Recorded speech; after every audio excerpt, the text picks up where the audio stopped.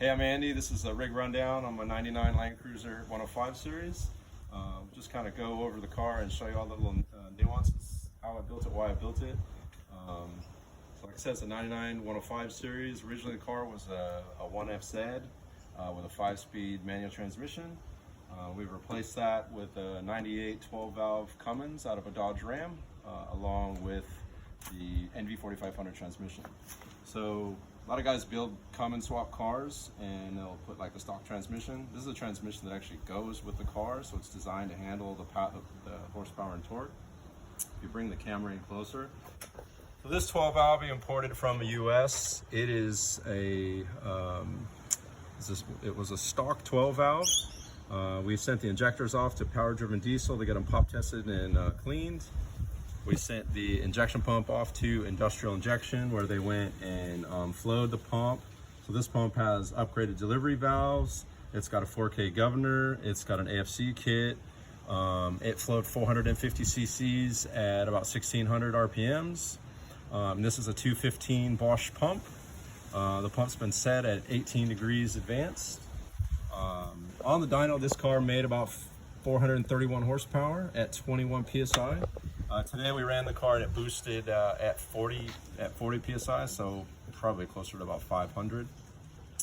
A lot of different custom parts on this car. So it's running the Rockbug engine mounts, which use the factory 1HZ engine mounts, just bolt into the Toyota location.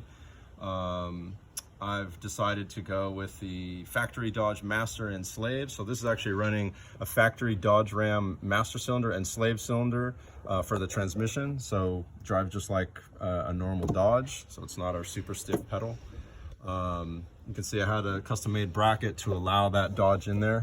Running a 3-inch exhaust with the back half's out of a 1HZ. The front half is all custom downpipes. With that 3-inch exhaust, made 431 horsepower. With these 2.5-inch aluminum intake pipes, made 431 horsepower. This is a Bosch SXC, not a Bosch, excuse me, a Borg SXC 362 turbo with a 63 millimeter turbine, 68 millimeter compressor. Timing set at 18 degrees. We're running ARP head studs to accommodate for the pressure. I'm actually running dual catch cans because these engines are pretty big and they flow a lot of So the single can wasn't enough. I found that dual cans actually lets the engine breathe. We actually had a Cummins come out and do a factory blow-by test where they hook up a tool to it and they measure the water movement, and that's all within specs with those cans. NV4500 on this car was completely pulled apart, rebuilt. It's got upgraded main shaft, upgraded input shaft. We're running a Valair dual disc 13-inch clutch. That's a 400/800 natural friction disc clutch, so it drives really nice. You look down here, so a lot of guys will run the Toyota or the Dodge power steering pump, which runs off the vacuum pump. We've actually gone with the Cummins industrial power steering pump, and we've plumbed it to the factory Toyota pump. So we had some custom lines made, so it's all runs off the factory lines.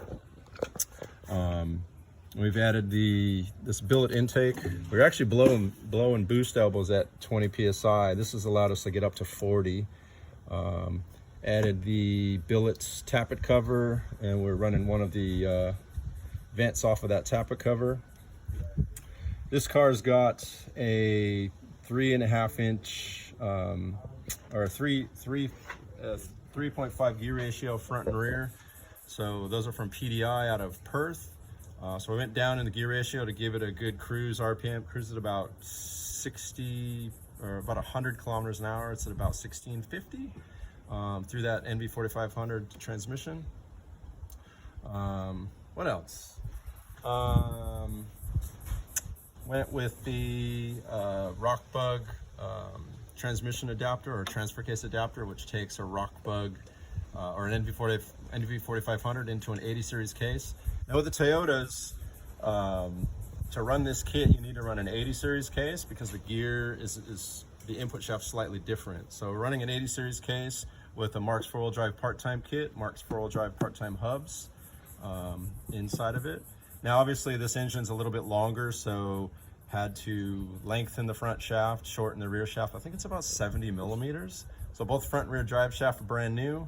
Just had those done. And you'll notice if you look over here, the AC compressor, this is a Ramit Conversions kit. So this is the Ramit Conversions kit, which comes with this plate, I think it's a Mack truck air compressor and a ZD30 alternator. And the nice thing about this is it uses the spring-loaded tensioner, which is the same as the factory Dodge, and it's easy to change. I haven't had any dramas with it. Now for cooling, we actually went factory Toyota radiator and Ford Falcon fans. And I've actually got a painless wiring LS relay kit. So it's got a temperature sensor in the top of the head, and it will turn it on as appropriate. Now I've driven this car for about 12 months, and I've run it in 37 degrees heat with the AC on. Never had an issue with cooling. It runs at a pretty constant temperature. Never had any issues with overheating or boiling or anything like that. I think what else? So in Victoria, when you do engineering, when you're engineering a car for an engine conversion, there's a few variables. So there's 4 things that they check that they want to see compliance. They want to see noise, weight, clearance, and emissions.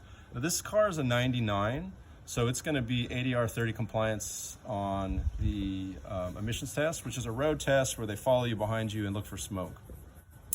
And then for weight, it needs to meet the factory weight. So I think this car is 3180. So what is interesting was all up with this car before with the 1FZ, with the bull bar and the winch and the batteries and the brush bars, the car weighed in at 284.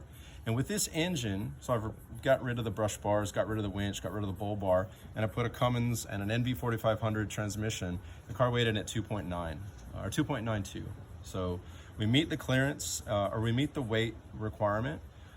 Clearance, this car's got, for engineering, they want 15 mil of clearance between the engine and the firewall, the engine and the frame rails and all of the moving parts. So we've met all the clearances.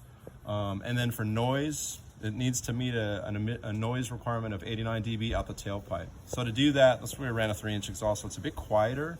I ran a muffler under the car, and I ran a muffler out the tailpipe. And we also have a cat, which quieted it down a little bit as well. Just a 4-inch, one of the eBay cats. And that meets all the compliance. So you can see here, it's got the engineering compliance plate, making it legal in Victoria. Legal, insured, registered, no dramas. And I recommend looking at 2001 and down if you're going to do a 12 valve. Makes it a lot easier to go through all those compliance with your engineers. Engineers tend to be finicky about the years of those engines and things like that. Although you can get later model Chinese engines that are like 2010, so that changes it a bit. We'll come around here. So for the fuel system, this car, I took a complete 1HD FTE car that I got from a mate, and the whole fuel system. So we replaced the front tank sending unit. I didn't replace the tank because the 100 series and the 105 series tank are slightly different, so the straps don't fit. So this has got a FTE sending unit, and it's got an FTEB rear tank, so the rear tanks are the same. And then we did 12 mil lines all the way up to the engine, so it's got the big lines. And then if you look underneath, you can see I've got a Raptor 5G fuel pump, and then we added these Donaldson filters. So it's got a water separator and a 5-micron fuel filter. So I think I actually fit 2 liters of fuel just in the filtration system alone. And then that all runs up to this pump. Then I'll run 40 PSI all day long, never had any issues with it. And we've got fuel, EGT, and boost gauges. A lot of people ask about EGT on these. A lot of people ask about smoke on these. So 12 valves are smoky. 12 valves can probably handle a lot more heat than other cars. But we just ran a pass at 40 PSI, probably about 130, 140. What do we got up to about 1100 Fahrenheit, which not sure what that is in Celsius, probably around 500 or 600.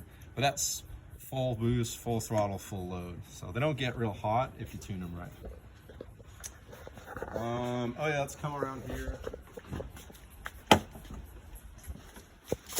So you can see all the gauges, boost, EGT, and fuel. And then we've also added a AFR gauge. Now this is very subjective, right? A lot of 12 valve guys say you don't tune with an AFR gauge. A lot of Aussies say they tune with an AFR gauge.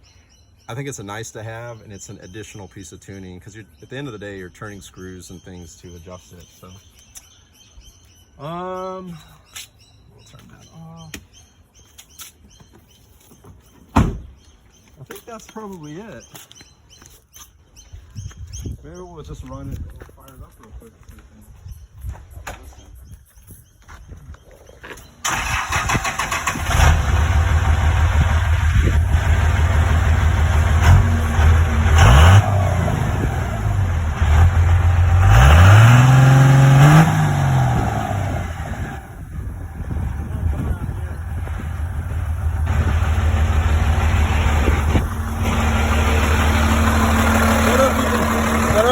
But we're right here, it's about 104 dB.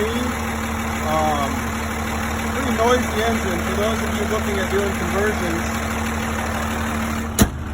Still a pretty noisy engine, so fun to drive, fun conversion to build. They drive like a truck and they sound like a truck. So this is my big rundown of my '99 Toyota Land Cruiser 12 valve conversion.